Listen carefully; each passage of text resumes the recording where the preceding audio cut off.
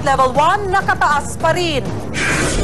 Shellfish ban sa may 8 bayan sa Bataan. Tatagal pa ng 1 buwan, sabi ng BIFAR. Kasabay ng nalalapit na anibersaryo ng Maguindanao Massacre, Governor Toto Macundadatu nanindigang walang kapatawaran sa 3 apatuan na itinutulong utak ng pagpatay. Sarangani Congressman at People's Champ Manny Pacquiao nagpakitang gilas sa kanyang workout.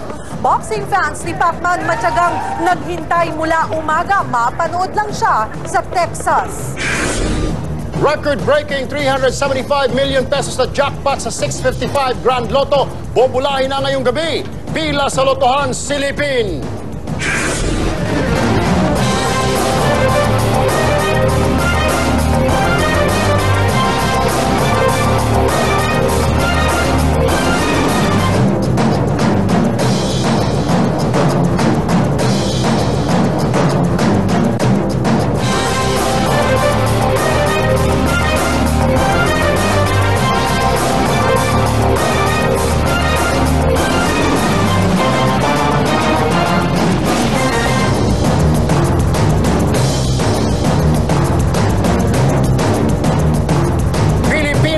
Magandang gabi. Ngayong 10 ng Nobyembre. Ang mga maaaksyong balita.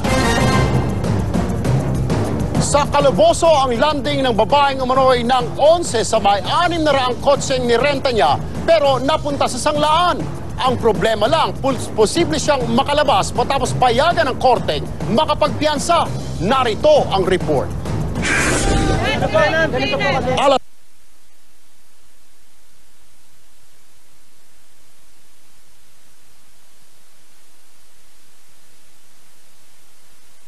Dahil hindi naman wanted si Protasio at walang may pakitang arrest warrant ang mga pulis.